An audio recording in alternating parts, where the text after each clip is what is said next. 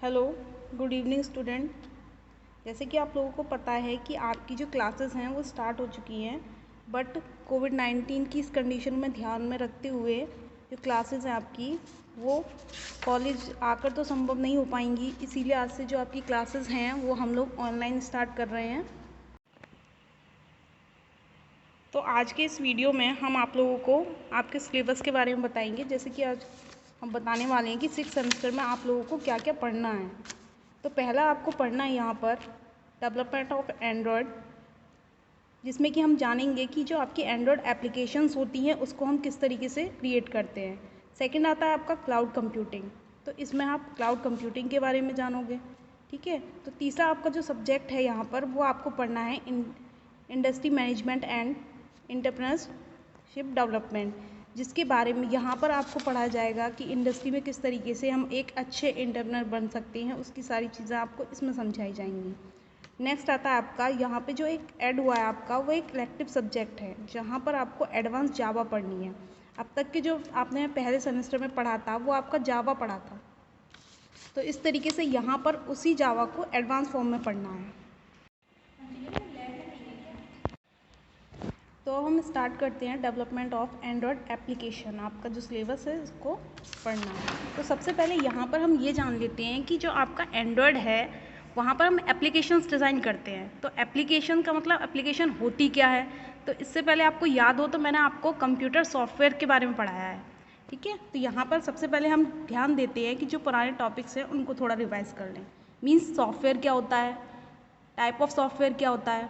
ठीक है, तो यहाँ पे सबसे पहले हम समझते हैं व्हाट इज़ सॉफ्टवेयर। तो जैसा कि मैंने आप लोगों को बताया है कि जो सॉफ्टवेयर होता है आपका वो उसकी डेफिनेशन जो होती है वो ये होती है कि set of instruction is called program and set of program is called software. क्यों? क्योंकि जब हम कोई भी टास्क परफॉर्म करते हैं तो उसके लिए हम बहुत सारी कमांड्स लिखते हैं और वो कमांड मिलकर ही एक प्रोग्राम को बनाती हैं। और कोई भी सॉफ्टवेयर जो होता है वो बहुत सारे प्रोग्राम से मिलकर बनता है। ठीक है, तो इसी तरीके से हम बोल सकते हैं यहाँ पे जो हमारे सेट ऑफ प्रोग्राम्स होते हैं वो हमारे क्या होते हैं, सॉफ्टवेयर होते हैं। और सॉफ्टवेयर जो हमारा बनाया जाता है वो किसी भी एक स्पेशल टास्क को परफॉर्म करने के लिए बनाया जाता है। ठीक है, तो इस तरीके से यहाँ पर हमारा जो सॉफ्टवेयर होता है वो सेट ऑफ प्रोग्राम्स होता है जिसको हम क्रिएट करते हैं। तो यहाँ पर जो हमारा सॉफ्टवेयर है वो 3 टाइप के होते हैं। पहला आपका होता है सिस्टम सॉफ्टवेयर, दूसरा application software, then programming software. First बात करते हैं हम सिस्टम सॉफ्टवेयर के बारे में। तो जो आपका सिस्टम सॉफ्टवेयर होता है उसका काम होता है कि वो हमारे हार्डवेयर और सॉफ्टवेयर दोनों को कनेक्टिविटी प्रोवाइड कराता है, और साथ ही साथ आपका जो सॉफ्टवेयर होता है वो किस तरीके से रन होगा, किस तरीके से आपके ऑपरेटिंग सिस्टम के साथ में कनेक्ट करेगा, ये सारी चीज़ें हमारी सिस्टम सॉफ्टवेयर में आती हैं। क्योंकि इसके नाम से ही डिफाइन हो रहा है system software. It means system से रिलेटेड जितने भी आपके सॉफ्टवेयर होते हैं जो हार्डवेयर और सॉफ्टवेयर को कनेक्ट करने, मेंटेन करने का कार्य करते हैं, वो सारे आपके सिस्टम सॉफ्टवेयर के अंतर्गत आते हैं। ठीक है, तो यहाँ पर इनको हमने 2 कैटेगरीज में डिवाइड किया है। पहला आपका यूटिलिटी सिस्टम सॉफ्टवेयर और नेक्स्ट आपका ऑपरेटिंग सॉफ्टवेयर, सिस्टम सॉफ्टवेयर। ठीक है, तो यूटिलिटी सिस्टम सॉफ्टवेयर जो होते हैं उनका मेन काम ये होता है कि वो आपके हार्डवेयर और सॉफ्टवेयर को क्या करते हैं, मैनेज करने का काम करते हैं। ठीक है, और जो आपका मेन आता है सेकंड ऑपरेटिंग सिस्टम, तो ऑपरेटिंग सिस्टम का जो काम होता है वो हार्डवेयर और सॉफ्टवेयर को कनेक्ट करना, और ये क्या करता है, यूज़र को एक प्लेटफॉर्म प्रोवाइड करता है जिसपे कि यूज़र अपनी जो एप्लीकेशंस होता है उनको सेट कर सकता है। सेकंड, अब हम बात करते हैं एप्लीकेशन सॉफ्टवेयर के बारे में। तो एप्लीकेशन सॉफ्टवेयर ऐसे सॉफ्टवेयर होते हैं जो कि यूज़र को डायरेक्टली इंटरेक्ट करते हैं, यूज़र इनके साथ डायरेक्टली इंटरेक्ट करता है और अपने सारे कार्य करता है। जैसे कि आपका डॉक्यूमेंट क्रिएट करना हो गया, गेम्स खेलना हो गया, ठीक है, सारे आपके वीडियोस प्ले करना हो गया, ये सारे जो सॉफ्टवेयर होते हैं जिनसे आपका यूज़र डायरेक्टली इंटरेक्ट करता है अपने ऑपरेटिंग सिस्टम के साथ में और या फिर अपने सिस्टम के साथ में, तो वो सारे जो आपके होते हैं वो आपके एप्लीकेशन सॉफ्टवेयर होते हैं। ठीक है, नेक्स्ट आता है आपका प्रोग्रामिंग सॉफ्टवेयर।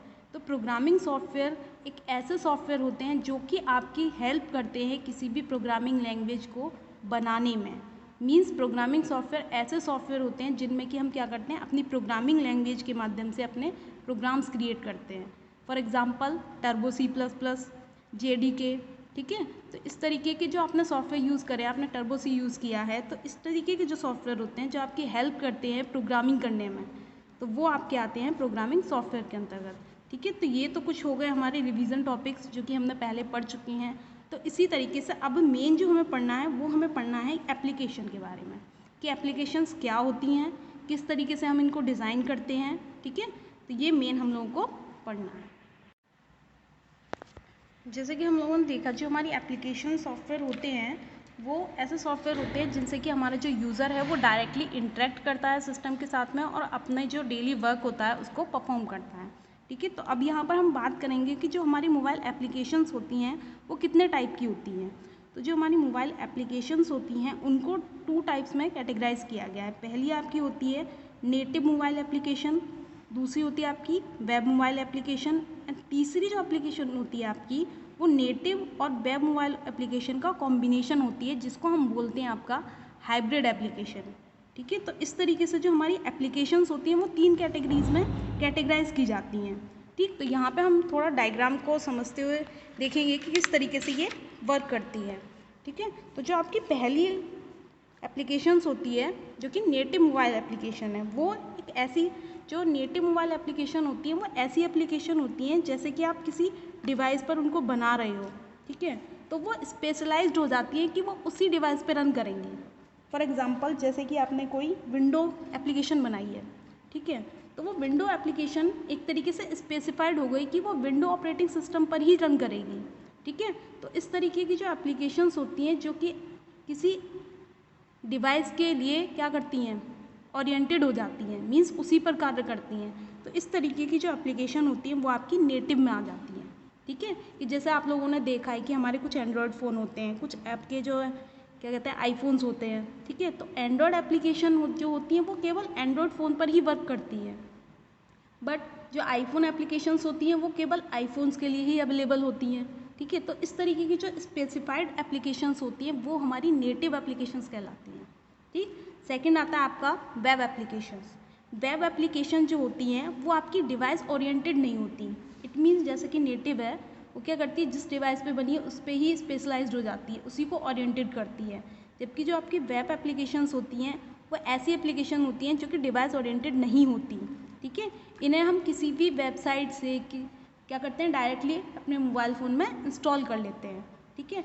इसका बेस्ट एग्जांपल आप ये ले लीजिए कि आप लोग क्या करते हो, एंड्रॉयड फ़ोन यूज़ करते हो या फिर विंडो यूज़ करते हो या आईफोन यूज़ कर रहे हो।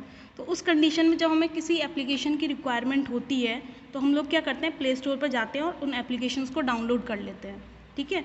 तो जब हम प्ले स्टोर पर किसी भी एप्लीकेशन को डाउनलोड कर रहे हैं तो वहाँ पर आपने देखा होगा एंड्रॉयड फ़ोन में आपका प्ले स्टोर आता है, जाते हैं वहाँ से एप्लीकेशंस को हम डाउनलोड कर लेते हैं।